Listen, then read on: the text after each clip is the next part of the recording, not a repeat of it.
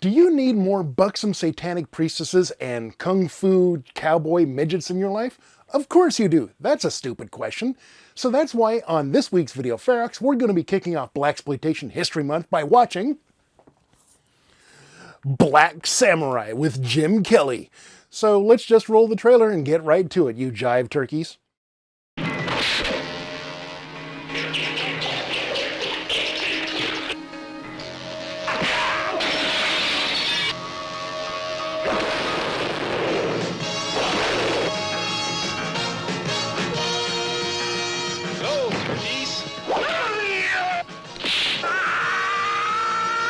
Jim Kelly, agent for Dragon.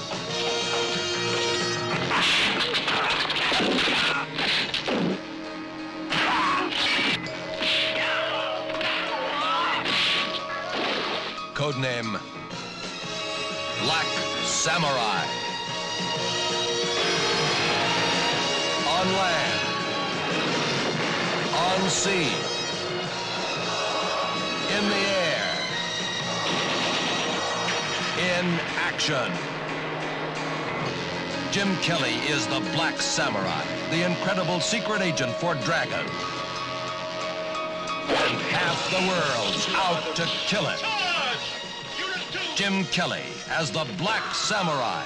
No matter what the odds, they haven't got a chance against him.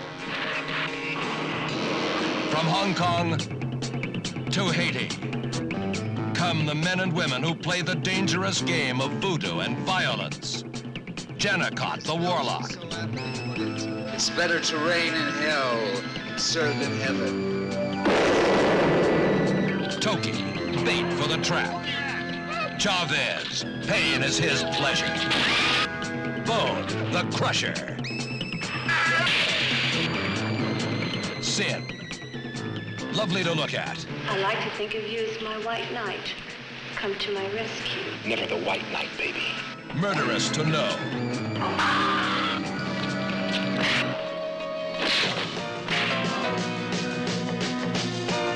They dance for him. They desire him. They die for him. Pines, which side is he really on?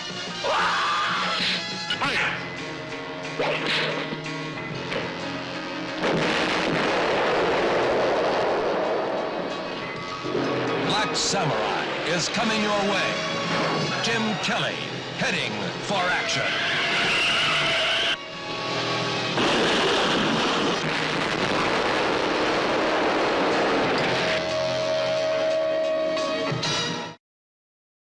And welcome back from the trailer to Black Samurai. From 1976, Al Adamson movie starring Jim Kelly and a whole bunch of people you've never heard of. Allegedly, Aldo Ray and Drewville Martin are in here, but at least according to the Wikipedia, I haven't actually found them. So, Brad, did you like Black Samurai? Yes, I did. I thought it was silly and in places ridiculous, but it definitely was worth taking a look over. I had seen this once previously, many years ago, and had forgotten most of it. This movie is essentially a dollar store James Bond knockoff, and it's super low budget, and the fights aren't very good, and okay, let's face it, that Jim Kelly, not a very good actor, but I enjoyed the hell out of it. It's fun. There are much better blaxploitation movies out there, but for a so bad it's good movie, it's not too bad. Also, I have to be perfectly honest here. Watching Jim Kelly fight is worth it. He is a good martial artist, even if hardly anyone else in this movie isn't. And I mean, how can I hate on a movie where, in fact, Jim Kelly flies around with a motherfucking rocket pack on his back? It has enough weirdness value and enough comedy in it that it carries itself in spite of being as bad as it is. That's actually a brilliant way to sum this up. The movie succeeds despite itself. It does have some good things going for it. The music, with the exception of the mariachi band, the music is good. The settings are all good. The plot never drags. There's always something going on. Oh, there's always a kung fu fight or a car chase or something happening. Yeah. So you're never bored. I mean, there's frequent instances where you're like, I can't believe they did that, but that's not the same thing. All right, so you liked it. No, I enjoyed it. So I guess there you go. There's a quick assessment. 2 thumbs up all around. 2 thumbs up all around. All right, well, let's just move on to the spoilers. Not that there's really a hell of a lot we can spoil with this movie, but, you know, what you going to do. All right, on to the spoiler section then. I work for Kaiser Soze. Convince me, convince me, convince me. So Black Samurai originally was this series of books that, kind of in the style of like the early James Bond, Ian Fleming books, or like the early Shaft books, when it was more grounded in reality. And this is an adaptation of the 6th book, which is a little weird because there's an actual story to the books, where Black Samurai is this black dude who winds up in Japan, and he gets into this school, this martial arts school, learns the way of the samurai, turns into this badass samurai. These ninjas show up, and they kill most of everybody in the school and kill his master, and then Black Samurai goes on a roaring rampage of revenge for the next 5 or so books. So starting your series that has a very definitive opening in a book that's, I mean, there's like 8 books, so I think we're on book number 6, so like the last couple of books. Why you would start your franchise here is just a weird decision. It makes absolutely no sense. I mean, in some cases, we've seen this, like going back to Bond, you've got Dr. No is the first movie that came out, but Dr. No is the 3rd book. However, in Bond, a lot of the stories are standalones. You can take them completely as an individual story without having it relate to any of the others. Now, there are some that do fit together, but Dr. No is not one of those, at least not at the time you saw it. And James Bond doesn't have a definitive start point. It doesn't have an origin story. Bond just shows up at work, stops Spectre, and then roll end credits, game over. Mm-hmm. Whereas in here, it actually had a beginning. So, okay, that's kind of weird. I really don't understand that. It makes 0 sense. And then you watch the movie, which also makes 0 sense, and you're like, why? So the plot can be essentially summed up as your princess is in another castle, where it opens in Hong Kong, or at least allegedly Hong Kong. It's probably just some B-roll that Al Adamson bought. And we have these sinister bad guys following this woman in this sundress through the main streets of Hong Kong. And they get to a pool, she takes off her clothes, she puts on a bikini, and then the bad guys jump her. They wanted to put some leverage on her father because of his political connections. It's a little thin. You've just described this entire plot, man. This whole, every premise, every explanation, every reason in this movie is thin. Black Samurai, he is an agent for D.R.A.G.O.N, which is not at all a reference to Enter the Dragon.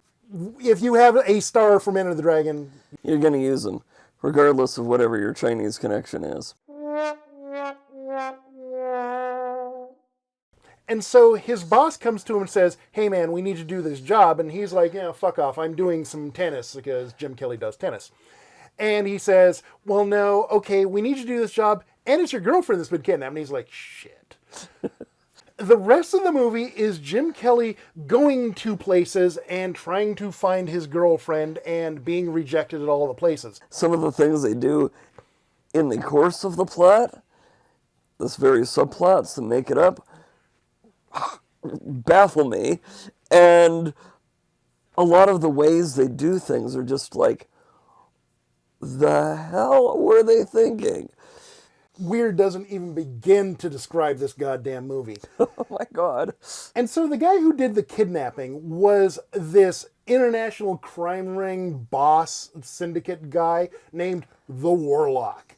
And the Warlock has a demonic cult and a army of like these kung fu cowboy midgets and this black vixen priestess. I do have to give this guy some credit. A nice personal style, the way he dresses, and he's wearing 70s suits that are not dorky looking 70s suits. I mean, let's be honest, there's a lot of dorky looking guys' clothes in this movie. This guy isn't wearing one of them. He actually has taste. He's got this amulet that at first you just think it's like a simple gold amulet, but then you get a closer look at it in a few shots and you realize that it's the Aztec symbol of the sun, which actually is a nice little detail. But the actor they have playing him is terrible. He is the least threatening bad guy I've ever seen in my life. A part like this desperately needs to be bigger than life. Take every single James Bond trope that ever existed for bad guys and stuff them into this one dude. Absolutely just play to the cheap seats. And this guy, I would have trouble, he's not a high school guidance counselor level of threatening. He does not have the right presence, the right oration. If they had got somebody like Billy Drago or Jack Palance or Richard Lynch, somebody with just gravitas to be the bad guy, we would have been light years ahead of where we actually wound up at. I think Billy Drago would have been a very fine choice for the main bad guy in this one, actually. It needed somebody with that little edge of crazy to their performance, and we just didn't get that here. You've got this set of 4 primary running the show bad guys. You got the big boss, you got the sorceress, big henchman number 1, the greasy guy, and then you've got the henchman number 2, the bald black guy. Those 4 alone could have so much potential for interaction and chemistry and kibitzing and being menacing threats, and they fail on all accounts. I think that's a big artifact of Al Adamson's very boilerplate workman-like approach to shooting, where he would just set the camera down and put the actors on that side of the set and roll film and go. And there's nothing to him and his directing. There's a lot of instances where it seems like the take that's in the film is the first take. Yeah, and obviously it was a mistake.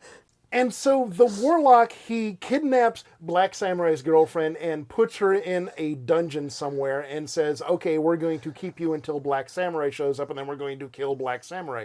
I think that's the plot because it's never actually really defined what his goals or his motivation or really anything that he's doing in this movie beyond kidnapping Black Samurai's girlfriend. With her father being an ambassador, kidnapping her and holding her for a butt ton of ransom would actually be a sensible move. But no, for some reason, this doesn't occur to him. And so Black Samurai goes to the Warlock's party and infiltrates it, and that's where we get the mariachi band.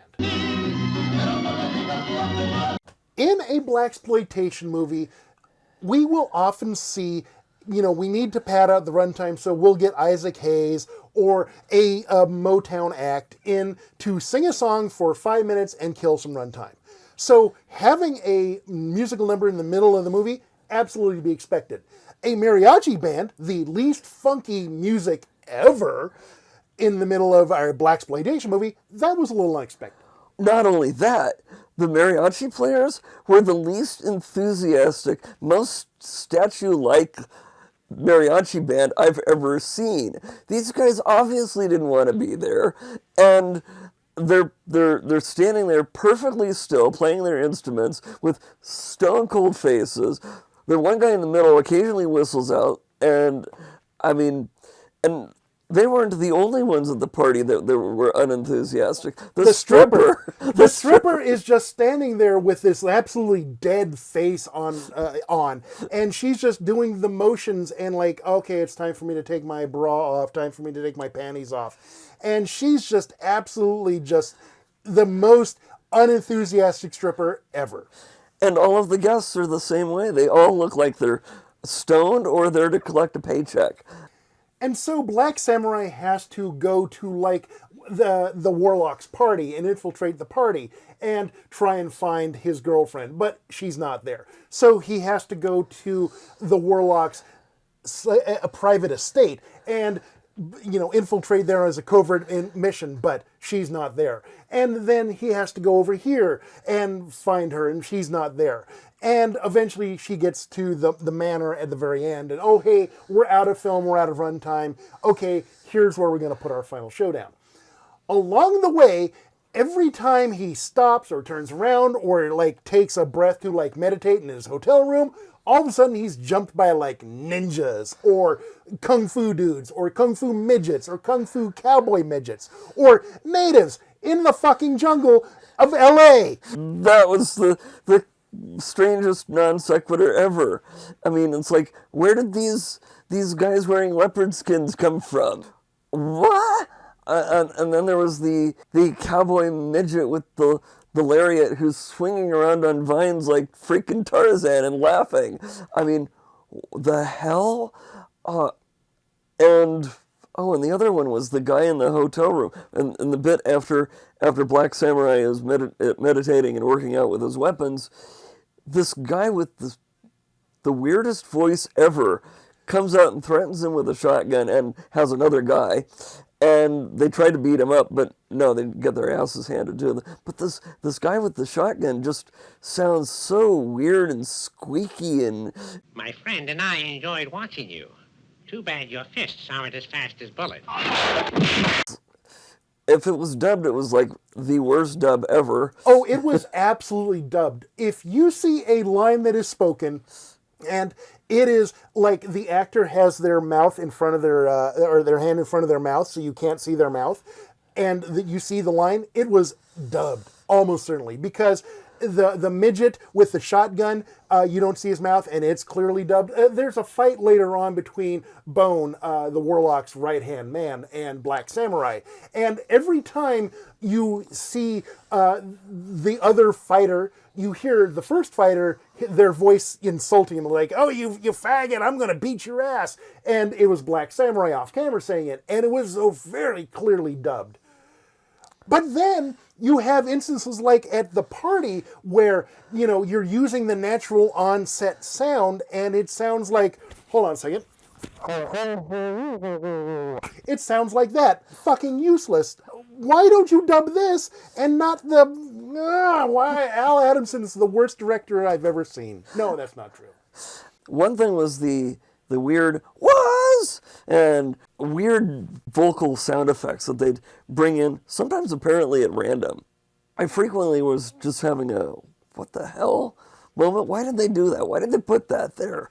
So we want to talk padding. Okay, the musical number in the movie is obvious padding. However, there's also I'm going to get my rocket pack out of the trunk of my very nice purple Corvette, strap it on, and fly around for 5 minutes on this surveillance mission, this covert surveillance operation, wearing a bright orange jumpsuit with the stripe because it's not Enter the Dragon at all.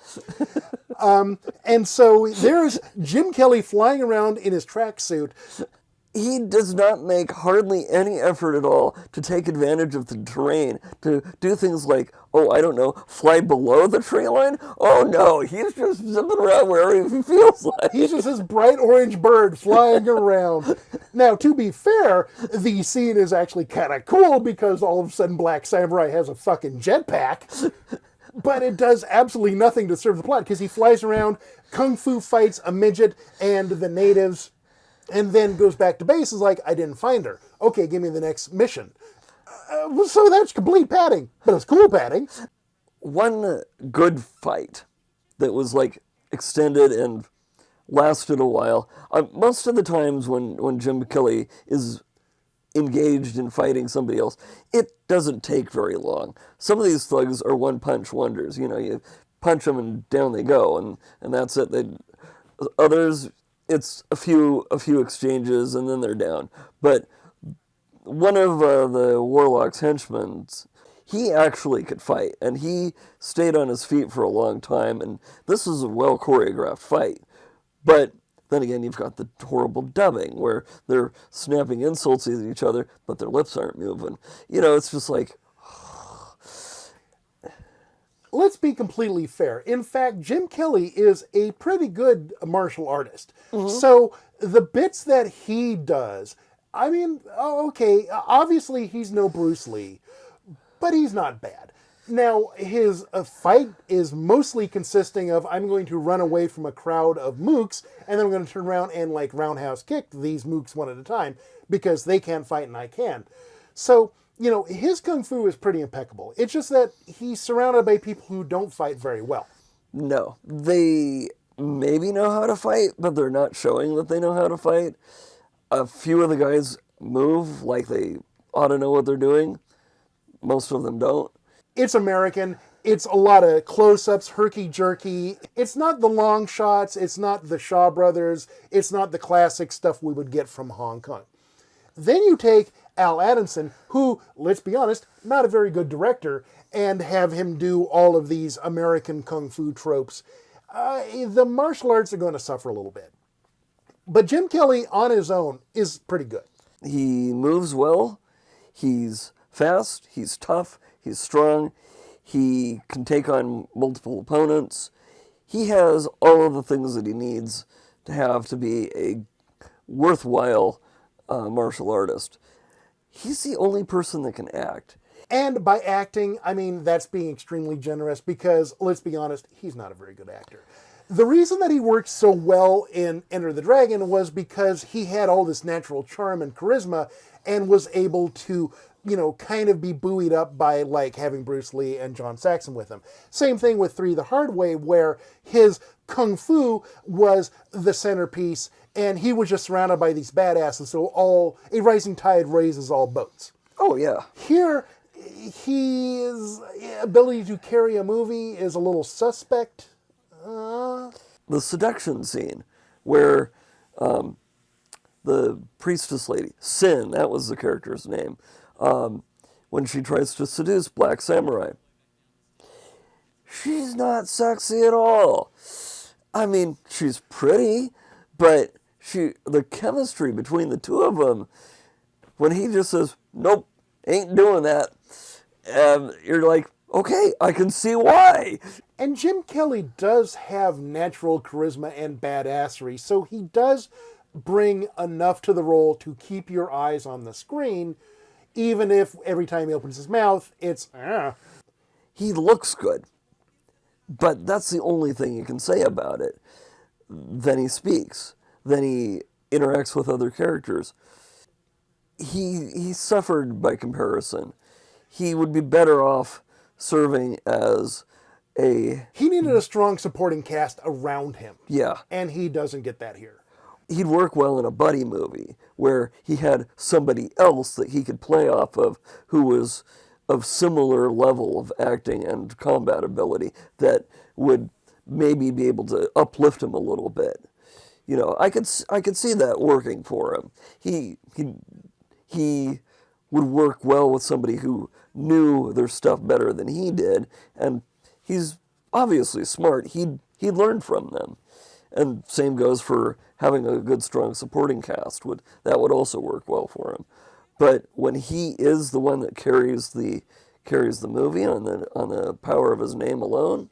And of course, the problem is that the power of his name alone was that this is towards the end of Blaxploitation, and Jim Kelly's star was kind of fading, and so the star power and the genre power is rapidly evaporating.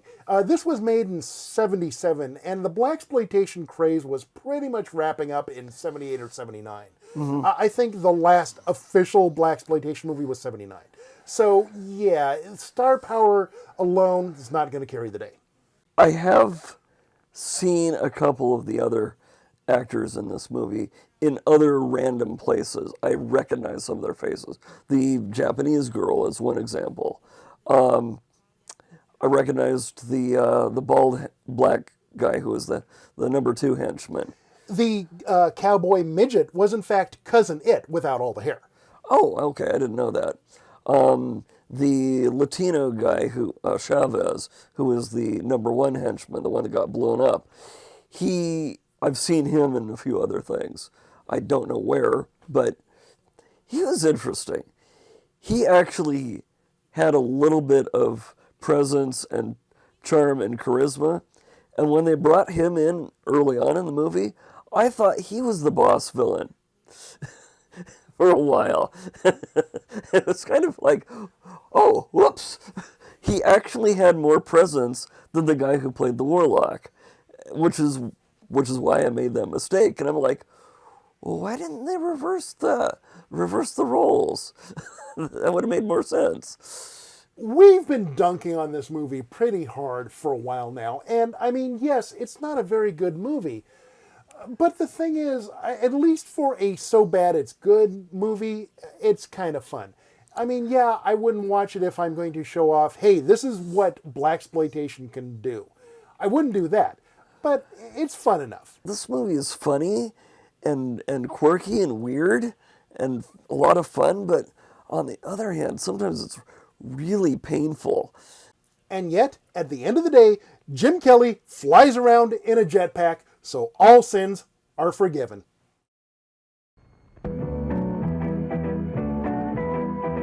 It's here again the time of year that comes to bring us all good cheer. Picture-goers, we bring to you new films of interest to view, both short and long with intermission and brilliant panoramic vision. To make you thoughtful, sad, or gay, there never was a better way. For the next 12 months to come, we hope to see both Dad and Mum. We wish you luck and season's greetings, and hope for many happy meetings.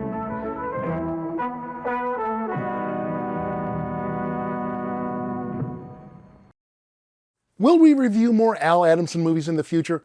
Almost certainly. He made 32 of these goddamn things. But for now, next week, we're going to be reviewing a movie that almost certainly will get us demonetized. We're taking a look at Boss Nigger with Fred the Hammer Williamson. That's going to be a treat. Yay! In the meantime, I want you to please drop me an email, thevideonastyproject@gmail.com, and until the next episode rolls around in your timeline feed, please stay funky. Go, turkeys!